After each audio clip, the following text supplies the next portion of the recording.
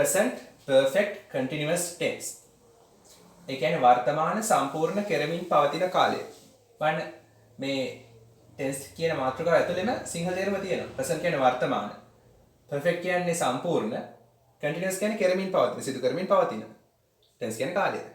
හරි. ඒතර වර්තමාන සම්පූර්ණ කෙරමින් පවතින කාලය. ඒ කියන්නේ මොකද්ද? මේ tense එක පාවිච්චි කරන්නේ කොයි වෙලාවටද? මේ තේරුම ඇතුළේම තියෙන පාවිච්චි කරන අවස්ථාව. වර්තමාන සම්පූර්ණ කරමින් පවතින කාලය. වර්තමාන, ඒ කියන්නේ වර්තමාන මොහොතේ වෙද්දී කිසියම් ක්‍රියාවක් සම්පූර්ණ කරමින් සිටිනවා. එහෙම නැත්නම් කිසියම් ක්‍රියාවක් සිදු කරමින් ඉන්නවා. තව විදිහකට කියනවා නම් කිසියම් ක්‍රියාවක් කරමින් ඉඳලා තියෙනවා. ඒ කියන්නේ අතීතයේ ක්‍රියාව පටන් ගත්තා. කාලයක් තිස්සේ කළා. තාමත් කරනවා. තාම නවත්තලා නැහැ. හරි. එතකොට මේ ටෙන්ස් එක පාවිච්චි කරන කොයි වෙලාවටද? කිසියම් ක්‍රියාවක් අතීතයේ පටන් ගත්තා. කාලයක් තිස්සේ සිදු කළා. තාම සිදු කරමින් පවතිනවා. අතීතයේ කිසියම් ක්‍රියාවක් පටන් ගත්තා. කාලයක් තිස්සේ සිදු කරමින් සිටියා. තාමත් සිදු කරමින් ඉන්නවා. ඒ වගේ අවස්ථාවක තමයි මේ ටෙන්ස් එක පාවිච්චි කරන්නේ. හරි. එතකොට main usage ප්‍රධාන භාවිතය බලන්න.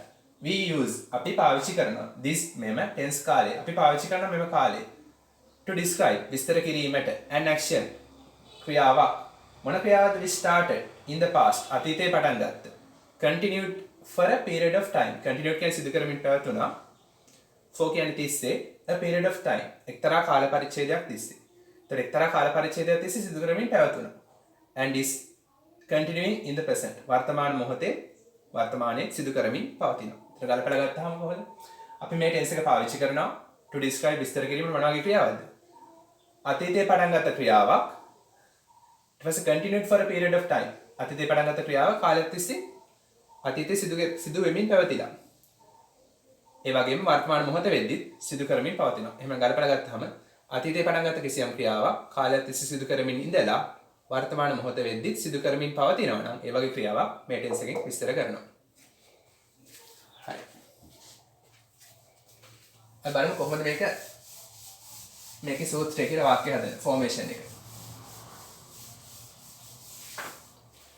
ෆෝමේෂන්. ෆෝම් කියන්නේ හදනවා නැත්නම් හැදෙනවා.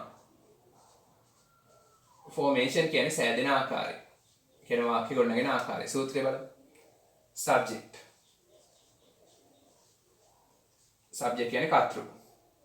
ඊට පස්සේ අපේ active voice වල සූත්‍රය මොකද්ද? subject verb object. කර්තෘ ක්‍රියාව කර්මය. ඔකට සරල සූත්‍රය. verb එක මෙහෙමයි තියෙන්නේ. verb එක තියෙනවා එක්ක has හරි have වෙන්න පුළුවන්. අපි ඒක වචන නම් has දානවා, බහුව වචන නම් have දානවා. ඊට පස්සේ been දානවා. be verb එකේ past participle එක. and is එකේ past participle been. ඒ කියන්නේ ඉඳලා කියන එක තමයි මෙතන තේරුම. ඊට පස්සේ main verb එකට ing දානවා.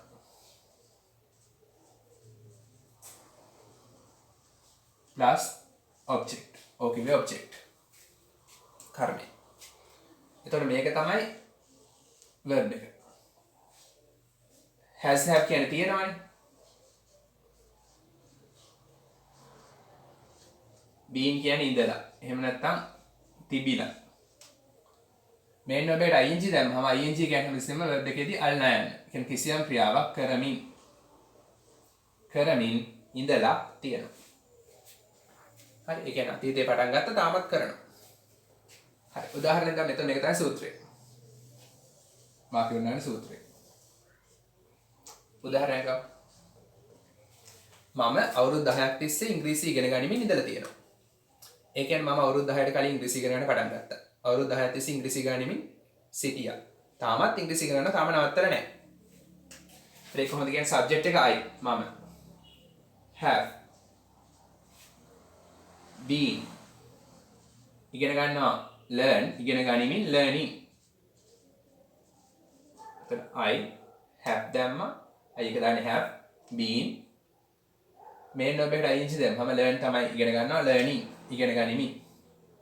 I have been learning මම ඉගෙන ගනිමින් ඉඳලා තියෙනවා මොනවද? object එක English. අපි අනිවාර්යෙන් දානවා මේකද කොච්චර කාලයක් තිස්සේද කියලා. මම ඉංග්‍රීසි ඉගෙන ගනිමින් ඉඳලා තියෙනවා කොච්චර කාලයක් තිස්සේද? for 10 years. අවුරුදු 10ක් තිස්සේ. මම අවුරුදු 10ක් තිස්සේ ඉංග්‍රීසි ඉගෙන ගනිමින් ඉඳලා තියෙනවා. හරි. එහෙම නැත්නම් අපිට මෙහෙම කියන්න පුළුවන් එක තව විදිහකට. since 2010. එතකොට for කිව්වේ තිස්සේ තේරුම. අපි 4 කියන එක දාන්නේ හැමතිස්සෙම කාල පරිච්ඡේදයකට ඩියුරේෂන් එකකට. දැන් 10 years කියමු කාල පරිච්ඡේදය ඩියුරේෂන් එකක්නේ. එතකොට කියන්න බලා අවුරුදු 10ක් තිස්සේ කියලා. 4 දාන්නේ එතකොට කාල පරිච්ඡේදයේ ඩියුරේෂන් එකට. අවුරුදු 10ක්, මාස 2ක්, සති 2ක්. ඒ වගේ ඩියුරේෂන් එක කාල පරිච්ඡේදයකට 4 දානවා. since දාන්නේ හරියටම ටයිම් එකක් දෙනවනම්, a point of time හරියටම දෙනවනම්. 2010 ගම හරියටම එක කාලයක් දෙනවා හරියටම. since දාන්න පුළුවන් තව since last month ගිය මාසේ ඉඳන්, since last week ගිය සතියේ ඉඳන්. ඒ වගේ හරියටම කාලයක් දෙනවා නම් since දාන්නේ since එක දෙනම සිට. since yesterday ඊයේ සිට ඊයේ ඉඳන් කාලයක් දෙනවා නම් since දානවා, කාල පරිච්ඡේදයක් දෙනවා නම් 4 දානවා. හරි. එක සැරයක් උදාහරණයක් බලමු.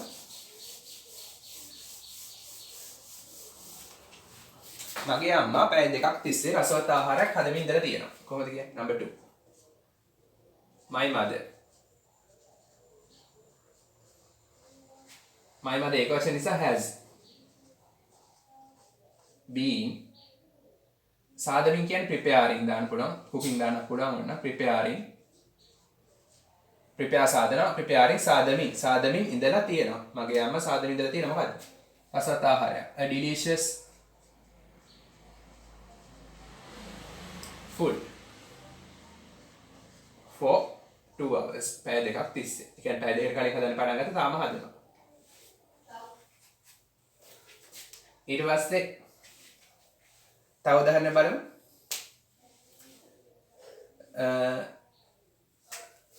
පැය භාගයක් තිස්සේ වහිමින් පවතිනවා. කොහොමද කියන්නේ?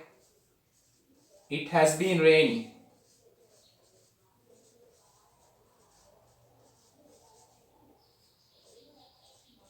for 30 minutes. විනාඩි 30ක් තිස්සේ වහිමින් තිබිලා තියෙනවා. හරි. එතකොට වැස්ස සම්බන්ධව අපි it වලින් පටන් ගන්නවා. මොකද ඒකට සබ්ජෙක්ට් එකක් පත්‍රු කෙනෙක් නැහැ නේ වහිනවා කියන්නේ. වහිනවා කියන ක්‍රියාව කරන්නේ පත්‍රු කෙනෙක් නැහැ. ඒ නිසා අපි it වලින් පටන් ගන්නෙ. වහිමින් තිබිලා තියෙනවා. ඒක තමයි තේරුම. එතන being කියන්නේ තිබිලා. වහිමින් තිබිලා තියෙනවා. කොච්චර වෙලාවක් තිස්සේද? 4 කියන්නේ තිස්සේ 30 minutes. විනාඩි 30ක් තිස්සේ වහිමින් ඉඳලා තියෙනවා. ඒ කියන්නේ දැන් වහිනවා. වහින කොච්චර වෙලාවක් තිස්සේද? විනාඩි 30ක් තිස්සේ. විනාඩි 30කට කලින් වහින්න පටන් ගත්තා. විනාඩි 30ක් තිස්සේ වැස්ස තාම වහිනවා. හරි. එහෙම නැත්නම් අපිට කියන්න පුළුවන් ඊයේ රෑ ඉඳන් තාම වහිනවා. since last night. since last night. ඒ කියන්නේ ඊයේ රෑ සිට ඊයේ රෑ ඉඳන්. එහෙම කියන්නත් පුළුවන්. හරි. තව උදාහරණයක් ගමු. ඔවුන් ක්‍රිකට් සෙල්ලම් කරමින් ඉඳලා තියෙනවා පැය 4ක් තිස්සේ.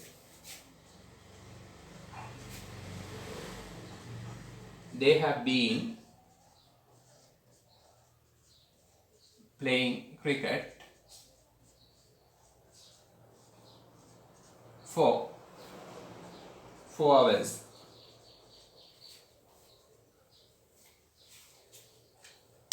ඔවුන් ක්‍රිකට් සෙල්ලම් කරමින් ඉඳලා තියෙනවා. කොච්චර වෙලාවක් තිස්සේද? පැය 4ක් තිස්සේ. ඒතකොට පැය 4 ඩියුරේෂන් එකක්. ඒ නිසා 4 දැම්මා තිස්සේ. يعني පැය 4කට කලින් ක්‍රිකට් සෙල්ලම් කරන්න පටන් ගත්තා. පැය 4 තිස්සේ සෙල්ලම් කළා. කරමින් හිටියා. තාමත් සෙල්ලම් කරන තාම නවත්තලා නැහැ. හරි. එහෙම නැත්තම් කියන්න පුළුවන් since this morning අද උදේ ඉඳන් තාම ක්‍රිකට් සෙල්ලම් කරනවා. this morning අද උදේ. හරි.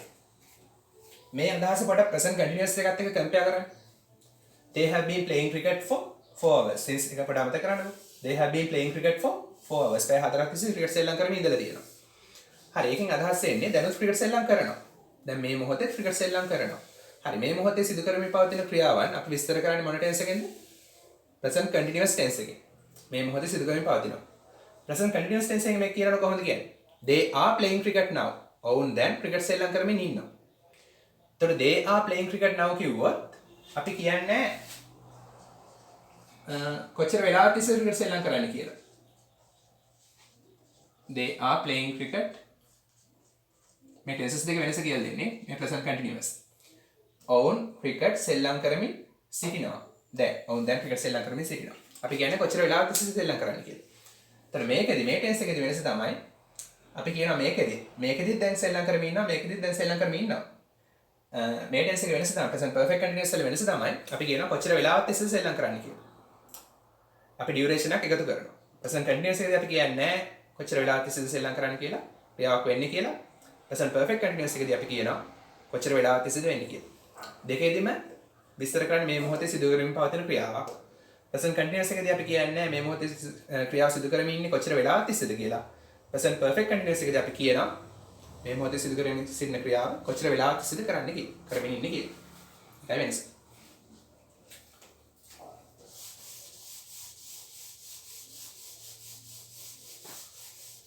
හරි අපි බලමු මේකේ කොහොමද positive form negative form question form negative හදන්නේ කියලා. හරි අපි දැන් ඉගෙන ගත්ත ඇත්ත යන අර්ථය වාක්‍යය කියන්නේ positive form. අපි එක උදාහරණයක් positive form එකකින් අරන් ඒක කන්වර්ට් කරමු. උදාහරණයක් ගමු. ඔහු පොතක් කියවමින් ඉන්නවා ඉඳලා තියෙනවා. He has been reading a book. ඔහු පොතක් කියවමින් ඉඳලා තියෙනවා. කොච්චර වෙලාවක් තිස්සේද? For 2 hours. පැය දෙකක් තිස්සේ. ඔහු පැය දෙකක් තිස්සේ පොතක් කියවමින් ඉඳලා තියෙනවා. හරි අපිට කියනවා මේක නෙගටිව් කරන්න ඕන. ඒ කියන්නේ ඔහු පැය දෙකක් තිස්සේ පොතක් කියවමින් ඉඳලා නැහැ. Negative form. ඒක හදන්නේ කොහොමද? හරි ලේසි. has එකයි been එකයි මැදට not දානවා. He has not been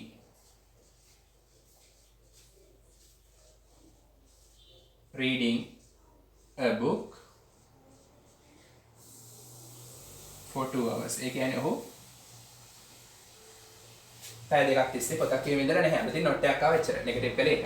negative කළේ එහෙම. ලේසි. ඊට පස්සේ question form. ප්‍රශ්නයක් හදන්නේ කොහොමද? ඔහු පැය දෙකක් තිස්සේ පොතක් කියවමින් ඉඳලා තියෙනවද කියලා අහන්නේ කොහොමද? හරි ලේසි. මෙතන has එක. helping verb එක ඉස්සරහට ගන්න තියෙන්නේ. එතකොට has he been reading a book for 2 hours කියලා question mark දාන්න. ප්‍රශ්නය ඔහු පැය දෙකක් තිස්සේ පොතක් කියවමින් ඉඳලා තියෙනවද? ඊට පස්සේ question form negative. ඔහු පැය දෙකක් තිස්සේ පොතක් කියවමින් ඉඳලා නැද්ද? මේ තියෙනවද මේ නැද්ද?